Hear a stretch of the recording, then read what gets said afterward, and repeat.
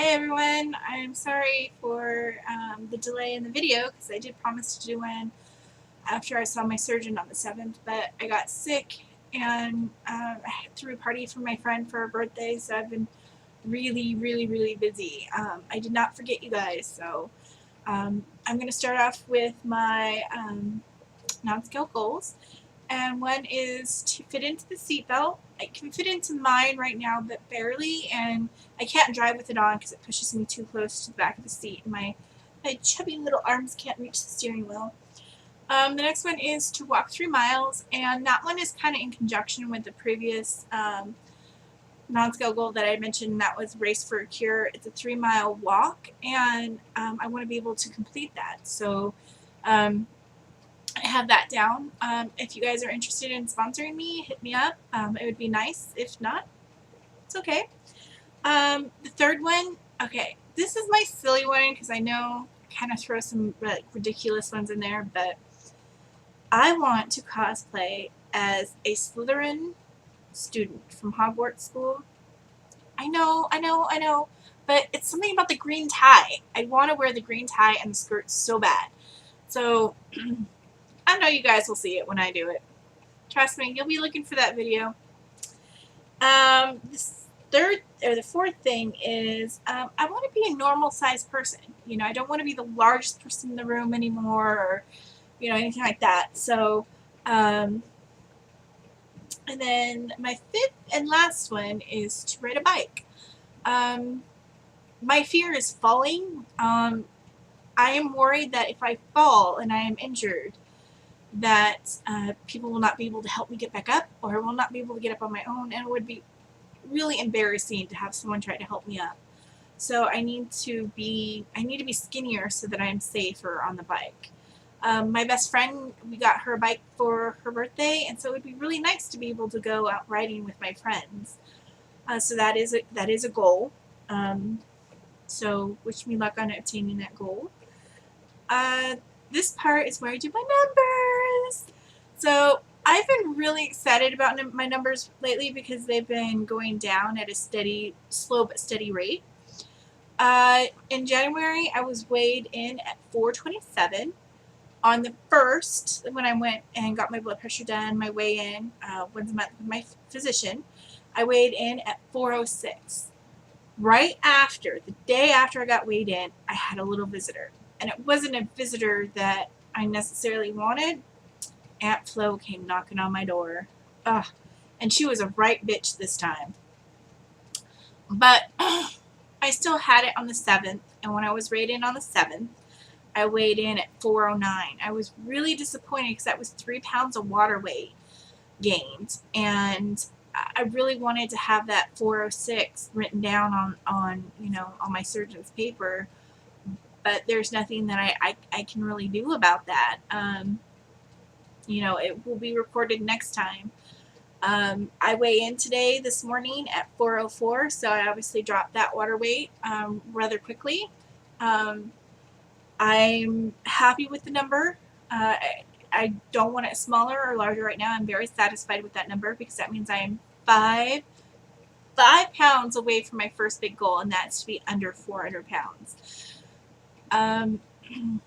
Let's see. I'm sure you guys are all dying to know why I am dressed this way. And I haven't been walking because I got sick, and walking made it really, coughing a lot made it really hard for me to keep my breath walking. And I feel a lot better today, so I'm going to do Richard Simmons. And I know you guys are going to laugh at me, but the fact is a lot of exercise videos are not geared for morbidly obese. They have you do a lot of jumping, they move super fast, and when you're 400 plus pounds, you're not moving that fast, and you can't jump. It hurts your hips, your knees. You can't do high impact stuff. So he's the only one that I know right now, unless anybody else knows of a guru that specializes in morbidly obese workout, that I know that I can do. The one that my favorite one, because he has the whole sweat into the oldies, sweat into the disco, all that stuff. My favorite one is actually called Getting Started, and I think it's here. And it was obviously made back in the 80s. it's still, you know, they don't have a DVD of it because I've looked for it. They only have a VHS. And yes, I still have a VHS player. I don't have any VHSs except for this in my Anna Green Gables series, but it's geared for morbidly obese. Everyone there is significantly heavy, and so everything is low impact. He doesn't have you do exercises for more than a few minutes of a certain type, just enough for your body to be like, oh, this hurts, and then he moves on to something else where you feel like you're going to give up. He encourages things like, if you can't do the exercises, keep moving. Just keep rolling your feet. Keep walking in place. Just keep moving. And I think that's important. And I know he's a freakazoid, and I know he's, you know, a Dorkosaurus, but he keeps you motivated. He really does care about people. So with that said, he's still a genuinely good person, even if he is a little weird. And I'm sure you guys, the reason why you're watching this video is to know what happened on the 7th. So I had to go to Vacaville for this. The hospital is just about as big as Point West. It's set up a little bit different. They have 2 buildings instead of one ginormous one. And when they first called me in to weigh me, their scales are a little bit narrower in the front, so when I stepped on, I didn't step on all the way, and it weighed me at 348. And I was like, I am not 348. There's no way that I lost over like 60 pounds. So we need to reweigh myself. You know, we need to reweigh me. And so we weighed me at 409, which I'm not really surprised about that because I'm still visiting Aunt Flo. And so that was 3 pounds heavier than when I was weighed in on the first. I was a little disappointed that that 3 pound difference wouldn't, you know, there was that 3 pound difference, but what you can do, it's still a loss of weight in their eyes. So I went in and waited, and they complimented me on my binder, you know, because I'm so organized. I was like, oh yes, I'm so organized. But the doctor came in, introduced herself, addressed a couple concerns right away. One of them was that my last 3 blood pressure readings have been rather high, and I'm sure you guys remember from my last video that it's been a very stressful month for me. We had a little bit of strife with extended family. You know, a beloved pet died. Appliances were going out left and right on me, and it was just really, really stressful. I didn't gain weight, so I was very happy about that I continued to lose even during those really stressful times. I really, really struggled with my food too. So I felt that was like kind of a big accomplishment for me, was that I can go through those stressful times and not gain weight. And then the other concern was that my blood sugar was high. And I was a little concerned about the blood sugar being high because I've kept it pretty normal for years, and so I was surprised that now that I'm much stricter on my diet, much stricter on my sugar intake. I don't eat raw sugar at all. I don't have candies. I don't have desserts, you know, and I was surprised that my blood sugar was so high.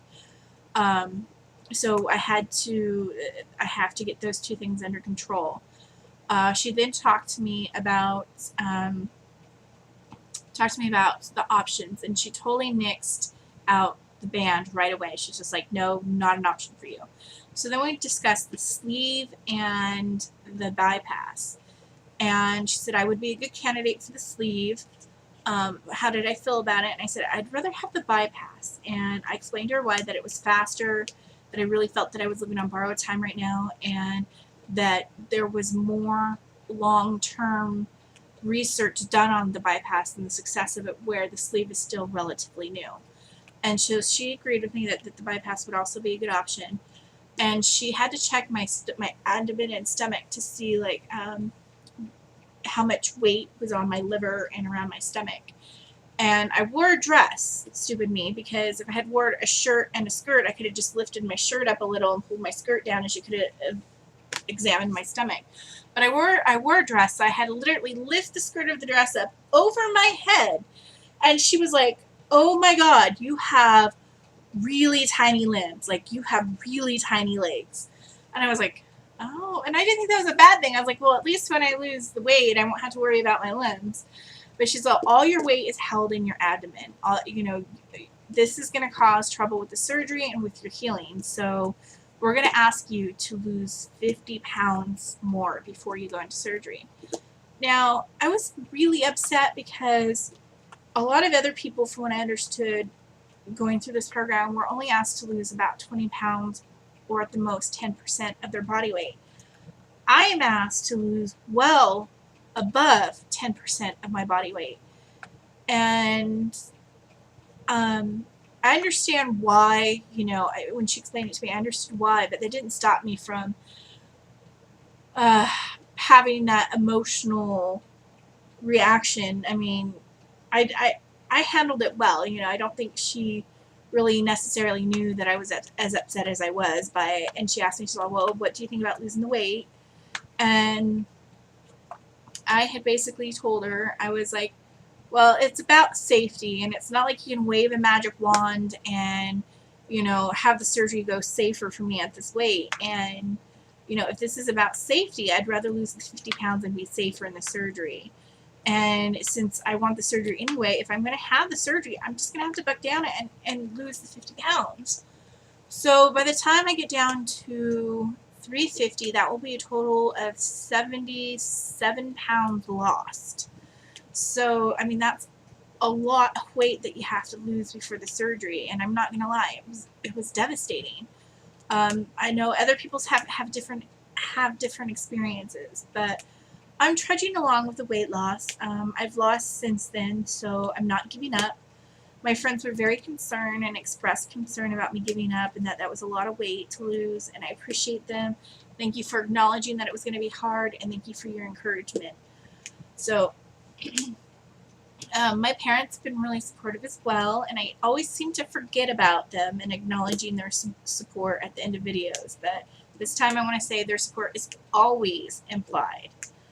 The next day, after my surgery was, after I talked to my surgeon, the next day I got called from my surgeon's office, and they're setting up a psychiatric evaluation for me.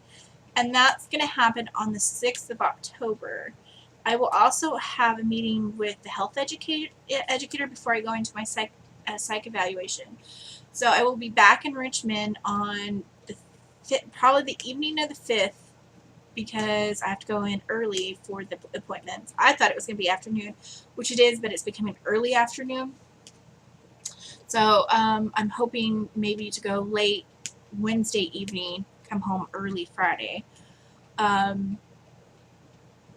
So I'm kind of excited about that. I also, a few hours after that, my primary physician called, and I think she's amazing. Like, I've had Kaiser before, but I've never had a really attentive, like, my surgeon is great. Automatically, obviously I was upset about the 50 pounds, but she was just really adamant about making the surgery safe for me, that I would pull through the surgery and that I would have good healing time and less complications. And I can't be anything but thankful that she isn't just pushing me through, that she's like, this is what you need to do, and it's going to be hard, but in order for you to pull through safely, this is what has to happen.